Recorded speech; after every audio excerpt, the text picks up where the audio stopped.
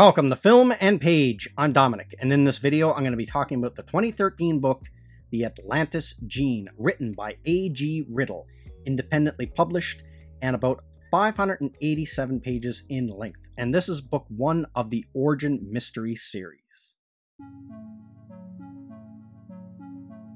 Research Vessel Icefall, Atlantic Ocean, 88 miles off the coast of Antarctica. Carl Selig steadied himself on the ship's rail and peered through the binoculars at the massive iceberg. Another piece of ice crumbled and fell, revealing more of the long black object. It looked almost like a submarine, but it couldn't be. "Hey Steve, come check this out." Steve Coper, Carl's grad school friend, tied off a buoy and joined Carl on the other side of the boat. He took the binoculars, scanned quickly, then stopped. "Whoa, what is it? A sub? Maybe. What's under it?" Carl grabbed the binoculars. Under it? He panned to the area under the sub. There was something else. The sub, if it was a sub, was sticking out of another metallic object, this one gray and much larger. Unlike the sub, the gray object didn't reflect light. It looked more like heat waves, the kind that shimmer just over the horizon of a warm highway or long stretch of desert. It wasn't warm though, or at least it wasn't melting the ice around it. Just above the structure, Carl caught the glimpse of some writing on the sub. U-977 and Kriegsmarine, a Nazi sub, sticking out of a structure of some sort.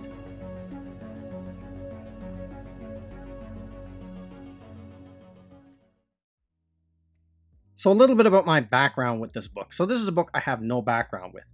How I found out about it, it was just one of the books that got suggested to me by Amazon as I was searching and looking at and kind of like browsing the science fiction books that you can buy on Amazon. And why I decided to get it was I recently bought a Kindle and I had some credit on Amazon. So when I got the Kindle, I decided to use the credit to download some ebooks that I've been looking at reading for a while, but didn't necessarily want physical copies of.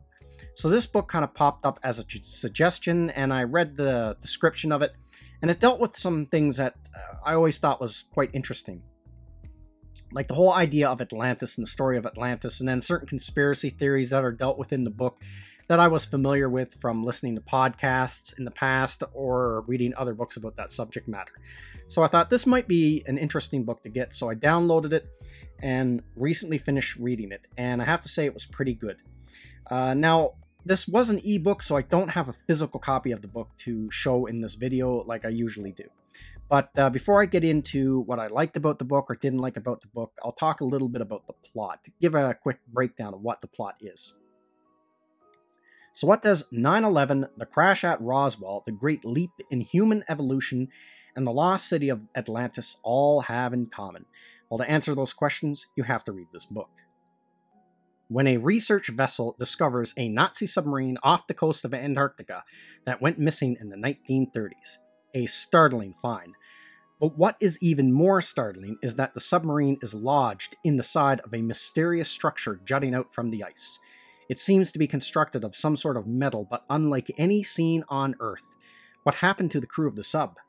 As the two men from the vessel go out on the ice to investigate the mysterious structure, something is awakened.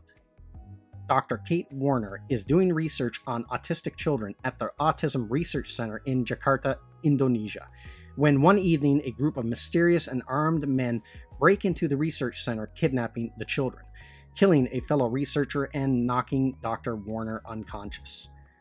Dr. Kate Warner is then held by the corrupt Jakarta police, who have blamed her for the kidnapping of the children. They hope to extort money from Kate in return for her release.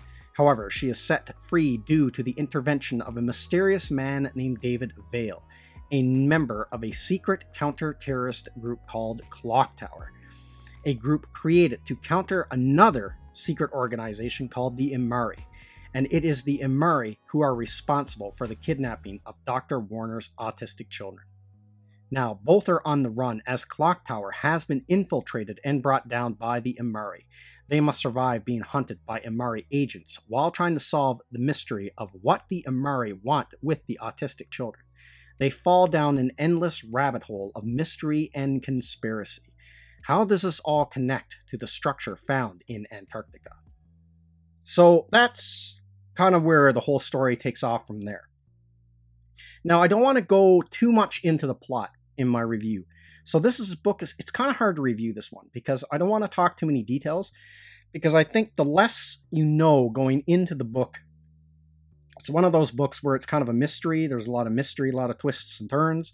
So the less you know going in, the better it is. It's a lot like the three-body problem in that respect. The less you know, the more you're going to enjoy the story. So I'm going to try to avoid as much spoilers as possible in this review. So I'm going to talk about some of the things I liked, first of all. So one thing I noticed about this book right away is it read a lot differently from a lot of the modern books that I read, specifically science fiction. I can really notice this with modern science fiction. And I'm going to use an example because I've talked a lot about their books on my channel. And that is the books in the Expanse series. When you read those books, and this is not a knock against the authors or their books or anything like that, because I really like their books and I like their writing. But when you read their books, you can tell that they are left-wing. Their books are very left-wing slanted. You can tell that. And that's not a knock, or that's just a fact. That's how it is. It doesn't make me enjoy the books any less or anything like that, but it's there. You can tell. And you can tell that the books are written through that politically correct lens. And but I've noticed that with other books, like even modern fantasy books, like you can kind of tell that, you know, with the editing, like there was maybe a sensitivity reader went over it or something like that. Kind of has that politically correct feel to it, that PC feel to it. Where this book didn't have that feel. Like as you're reading it, you weren't coming across the usual, you know, you read certain books and you think, okay, they have to have the certain check boxes marked off for their story, for representation and all this kind of stuff. Well, as reading this book, I didn't come across that. So it kind of made me curious. Well, who is the author? Who wrote this book and how long ago did it come out? So I was surprised it came out pretty recent. Well, I guess not really recent now. Recent to me, I guess. 2013 doesn't feel that long ago to me. But I was surprised it came out in 2013. And then I found out it was independently published. So I was kind of curious about the author, who the author was. So I read up a little bit about A.G.Riddle. And apparently he had made a lot of money doing internet startup companies. And when he made his money from that, he decided to get into writing. And I guess have been writing ever since, and has been independently publishing his books on Amazon. And it's kind of like the same case as The Martian, where that was independently published straight to Amazon. It became a big hit. Apparently this one is a big hit too, even though I didn't hear about it like I heard about The Martian. And apparently this might even be getting a movie at some point in time.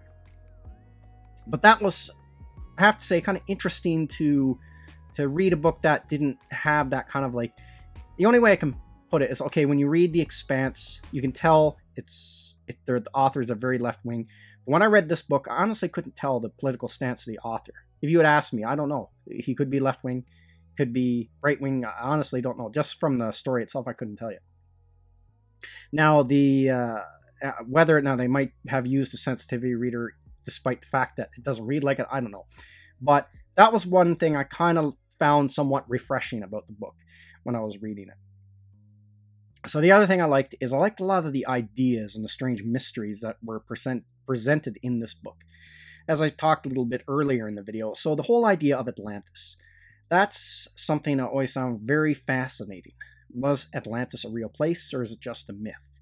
And there's a lot of mystery tied up into it, and a lot of different theories. And so I've read books about it, listened to a lot of podcasts about Atlantis, and I've heard all kinds of crazy theories about it. And you know, a lot of these theories that are presented in this book, these crazy conspiracy theories, you know, I find them very interesting. I don't necessarily believe them. Some of them make me kind of think, but I find them very entertaining in the way that like a good ghost story around the campfire is entertaining. So that kind of had me really hooked into this book. And what I liked is how all these different conspiracies that you hear about, the author kind of connects them with this fictional story, how he connects them all up. They're all connected. They're all part of a larger story, which I thought was really interesting. And then it deals with a lot of like fascinating things in science, that a lot of fascinating subject matter, and some things I had never really heard of before, like the idea in human evolution known as the Great Leap Forward, where humans were very, very primitive for a very long time. Then all of a sudden, within a very short span, now we're talking like evolutionary time period, they went from, very primitive to, tens of thousands of years later to modern humans. And that was, in long stretches of time terms, that was like the blink of an eye. How did we all of a sudden have this massive spark of intelligence? And how did that happen seemingly overnight? And how did we progress so fast technologically? So that was something I had never heard of. And that was in this book. So that was really interesting, because that's kind of interwoven into the story as well. And the two main characters were pretty solid protagonists. And one wasn't included at the expense of the other, which I thought was nice. And there's a bit of a romance between the two characters, but I thought they made a good, both characters were pretty well written and made for, pretty good protagonists. And the other thing I liked about it is there is quite a bit of action in this book. And it's a lot of that like spy type action, like a lot of, fist fights, gun fights, a lot of spy stuff. So if you like that, there's lots of that in this book. And so that was really interesting. That was really good. A lot of action in the book. Now on to some of the things that I didn't like about this book. So some of the things I didn't like. So the main antagonist of the book I found very cliched and kind of like, I've seen a lot of characters like this before. Just kind of get run-of-the-mill black hat villain. And the motives of the antagonist is very cliched. Seen it lots in fiction. What their end goal is and what they're trying to do. It's very cliched. You've seen it lots. I don't want to give it away because, like I said before, the less you know about this book going into it, the better it is. But it is cliched motives. Now, this book, I have to say, was a page turner. Up to a point. And what I mean by that is if you divided this book into 3 parts, so you have the beginning, you have 1/3, the beginning third, and then the middle, and then the end. The middle really hit almost came to a grinding halt and dragged. So for the first third, the first part of the book, it was a real page turner. I was into it. Couldn't stop reading it. And then it kind of hit a point where the story kind of had a bit of a lull in the middle and started to drag. And then I was almost starting to lose interest in the book. And, I kept plugging away. But then when you get to the last third of the book, or the last part 3 of the book, then it picks up again. And the story really takes off and it turns back into a page turner. So that was one thing I kind of didn't like about the book, was how the middle part kind of dragged. It could have been shortened or something to speed up the story. And the other thing, there's a lot of... So the whole main conspiracy that the 2 main hero characters have to try to get to the bottom of. There's a lot of characters involved in that conspiracy, and a lot of them have like double identities. So in the story, so that makes it hard to keep track of all the characters at times. So I kind of got confused. Okay, which character is this again? And which one was that? And who's doing what? So that part was a little bit hard to follow and somewhat confusing. But that's pretty much it for things that I didn't like. So overall, I really enjoyed this book. And it reminded me a lot of the stuff that Dan Brown writes. So now I've read all of Dan Brown's books except for Digital Fortress, and I find his books really entertaining, and I always look forward to them when they come out. And what Dan Brown does, how he kind of weaves history, art, and conspiracies and secret organizations all together into those really page-turning Robert Langdon stories. A.G.Riddle does the same thing, but with 9/11 conspiracies, conspiracies that involve Atlantis, and World War II Nazi conspiracies that all that stuff. He kind of weaves it all together into the, the tapestry of the story, I guess. So I think if you like Dan Brown, I think you would like the Atlantis Gene. I think they're very kind of similar thrillers. Both are thrillers, but the Atlantis Gene has a big sci-fi twist to it. So it's a science fiction thriller with a lot of mystery involved.